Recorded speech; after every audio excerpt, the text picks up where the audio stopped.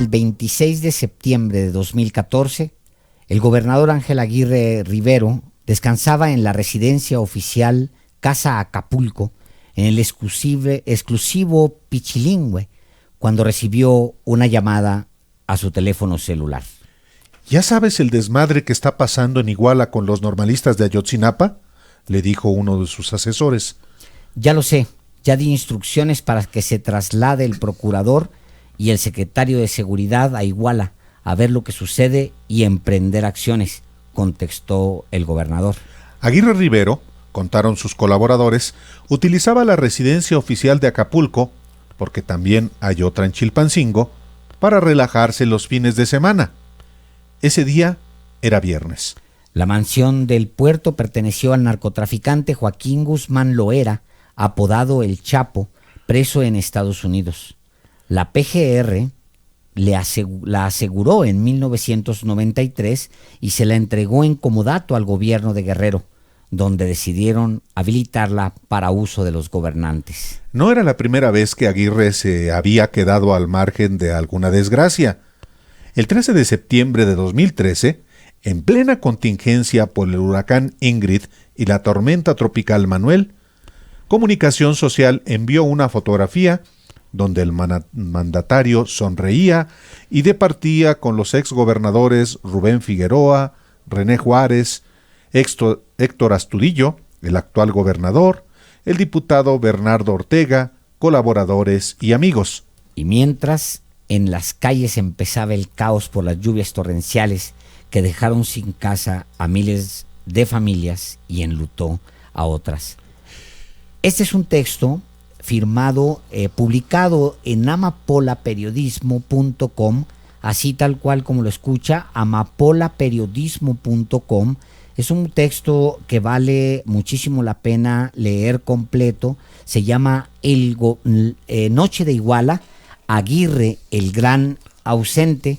Y pues es un recordatorio de qué tipo de individuo era y es Ángel Aguirre Rivero. Sí, lo publica este texto Chiapas Paralelo, este medio digital que efectivamente incorpora esta descripción de cómo el entonces gobernador de Guerrero, Ángel Aguirre Rivero, recibió las primeras noticias, las primeras informaciones de lo que se convertiría prácticamente 5 años después, hoy, en un caso que no ha sido resuelto, que sigue en realidad en completa impunidad y con una exigencia de justicia que a 2 días de cumplirse el primer lustro resuena todavía con mayor fuerza porque los 43 siguen desaparecidos.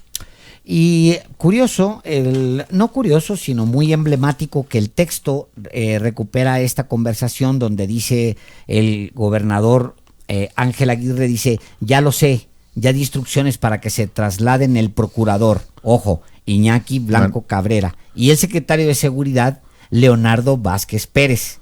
Efectivamente. Los 3 personajes, pues hoy son llamados a declarar ante la Fiscalía General de la República para que aporten elementos sobre este caso, el vergonzoso caso de la desaparición de los 43 normalistas de Ayotzinapa. Han sido convocados a la Procuraduría, por la Procuraduría, de acuerdo con un comunicado que se dio a conocer hace rato. Hace rato la Fiscalía General de la República informó que la Unidad Especial de Investigación y Litigación del caso Ayotzinapa ha citado a declarar, dentro del nuevo procedimiento iniciado, ojo, al señor Ángel A., ex gobernador del estado de Guerrero, al señor Iñaki B., ex procurador de esa entidad, así como a Leonardo B., ex secretario de Seguridad Pública de esa entidad, quienes han manifestado que habrán de presentarse a declarar en esta institución a principios de la próxima semana. Una vez que se obtengan los resultados de dichas declaraciones, se harán pública la parte que procesalmente pueda darse a conocer para no entorpecer el procedimiento, dice este comunicado de la Fiscalía General. Posteriormente se citará a declarar a los funcionarios federales que hayan intervenido en este caso. Y los funcionarios federales que intervinieron en ese caso de arriba para abajo, pues son dos. El ex procurador Jesús Murillo Caram y el ex jefe de la Policía de Investigación Criminal, Tomás Cerón de Lucio, que son verdaderamente los personajes que los padres de los 43 incorporaron en sus demandas, quizá desde el primer mes o quizá desde el segundo o tercer mes, y que han mantenido en su demanda como que deben ser investigados, procesados por distintas, desde irresponsabilidad hasta posible coalición con criminales al final de cuentas. Sí, y justamente en este contexto, hoy se dio a conocer, pero realmente la información surgió desde el domingo, Alejandro, cómo la Fiscalía General de la República busca a los 43 normalistas en un basurero, no en el basurero de Cocula, donde de acuerdo con la verdad histórica fueron incinerados los 43 normalistas, sino en un basurero en el municipio de Tepecuilco, a media hora de Iguala, muy cerca de Iguala, pero también camino a Huitzuco. Este dato es muy relevante porque en las investigaciones de la entonces PGR, la de Murillo Caram y quien lo sucedió, no se investigó, no se contemplaba precisamente esta investigación, y desde el domingo, personal de la Fiscalía General de la República, pues con maquinaria y con un cordón de seguridad del ejército, ha estado trabajando en el basurero. Así es. Dice Alejandro Guerrero, que es el reportero de El Sur, periódico de allá de Acapulco,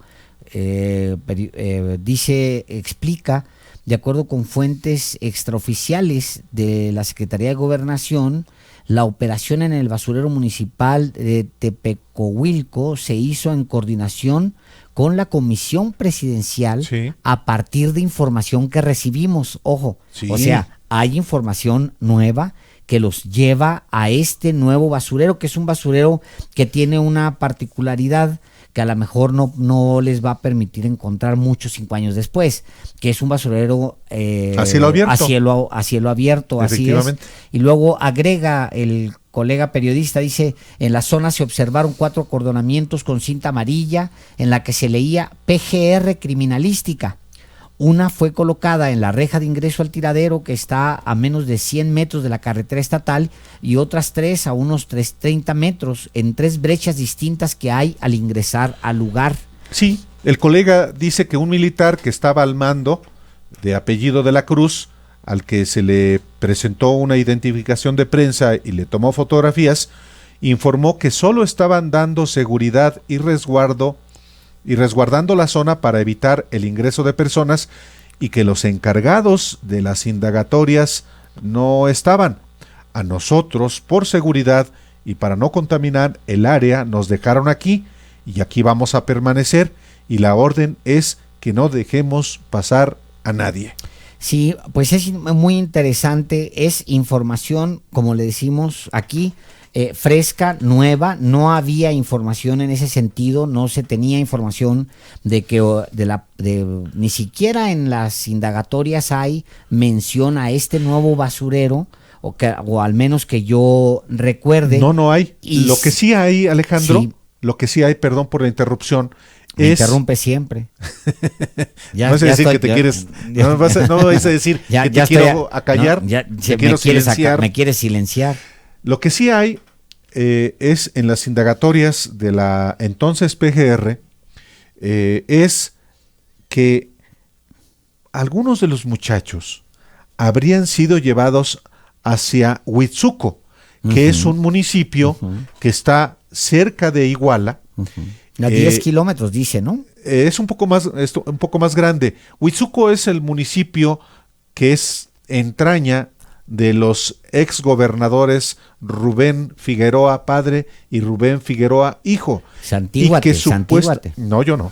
Y por supuesto, esta exploración, esa búsqueda nueva que está haciendo la Fiscalía General de la República podría tener que ver con eso si hay nuevos elementos. Yo pienso que si no hubiera algunos indicios que los condujeran a remover basura, después de 5 años no lo estarían haciendo. Hay nuevas evidencias en ese sentido. El dato específico es que se está haciendo una operación en coordinación con la Comisión Presidencial a partir de información que se ha recibido. Es dato muy, muy importante. Y no olvidemos, Alejandro, y usted que nos escucha, no olvidemos que la semana pasada, en la reunión que hubo en la Secretaría de Gobernación, Ángel Aguirre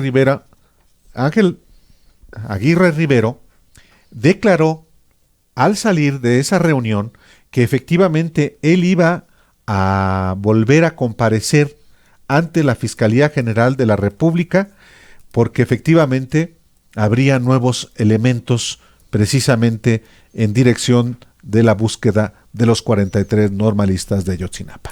Sí, un personaje muy particular. Ángel Aguirre Rivero es exgobernador que usted recordará tuvo que renunciar a partir de estos eventos, un personaje que ha estado presente en casi todas las tragedias humanas posibles en los últimos años en Guerrero. Fíjate, fue él quien asumió la gubernatura cuando su amigo Rubén Figueroa Alcocer renuncia después de ordenar la matanza de campesinos de Aguas Blancas. En el 28 de junio de 2005, efectivamente. Él era también, Ángel Aguirre Rivero, era el jefe del Ejecutivo Estatal cuando Acapulco se convirtió en la ciudad más violenta del mundo. Él era el gobernador cuando la ciudad sufre esa transformación. Era mandatario cuando la tormenta Manuel, que ya le leíamos 2013, sí. Ahora un tramo de este reportaje de estos colegas, este texto publicado en Chiapas Paralelo. Pues Manuel arrasó con pueblos enteros. Era él quien gobernaba la entidad cuando los estudiantes fueron desalojados de la Autopista del Sol y luego salen aquellas armas. Van a recordar ustedes que asesinan a dos de los muchachos, armas que llegaron de manera ilegal a manos de la policía estatal de Ángel Aguirre y de las policías locales, a pesar de que había un acuerdo de la fabricante Heschel & Koch, creo que se llama la fabricante alemana, de que no se podían transferir esas armas del ejército hacia las fuerzas locales. Sí, y un dato adicional más, Alejandro. Sí.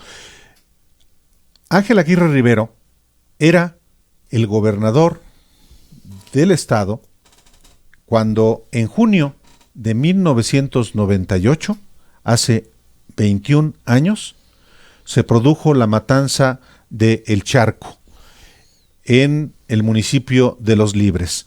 Ahí murieron 11 jóvenes a manos del ejército. Yo estuve precisamente ahí, publiqué en Proceso un reportaje cómo los jóvenes que se habían reunido en esa escuela primario Caritino Maldonado en el municipio de Ayutla de los Limbres fueron asesinados y fueron acusados de guerrilleros a pesar de que no se acreditó que trajeran arma alguna. No, bueno, está vinculado con las grandes tragedias y con los grandes abusos de Estado que se han cometido en Guerrero, pues no sé, en los últimos 20, 25 años al menos, posiblemente 30 años. Estamos hablando de Ángel Aguirre ahí. De la matanza del Charco fue el 28 de junio de 1995, es decir, hace casi un cuarto de siglo.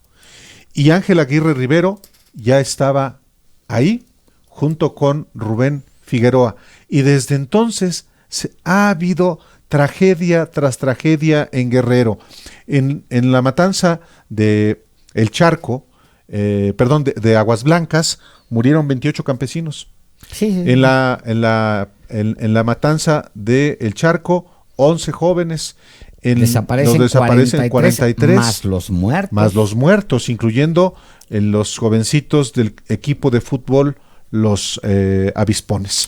Y en aquel acto de ceguera total, recordarás que todo el equipo del PRD, toda la dirigencia nacional, justo a unos días de que se sucedieran los eventos en Iguala, se trasladó hasta Iguala, hasta Guerrero, para ofrecerle su mano a Ángel Aguirre. Bueno, ese es el personaje que deberá ir a declarar junto con su procurador, Iñaki Blanco, y junto con su secretario de Seguridad, Leonardo Bravo. Pues Aguirre no estaba en la casa que había pertenecido al Chapo, que habían recibido en donación, estaba vacacionando muy a gusto ahí su fin de semana, cuando le dan la noticia y pues no se traslada, ordena a otros que se vayan para allá. López Obrador había ofrecido una especie de indulgencia a quien desde el servicio público, no dijo solamente desde el gobierno estatal, sino también del ejército, quien supiera algo que lo dijera precisamente para llegar a la verdad de este caso, que en 2 días pues cumple 5 años.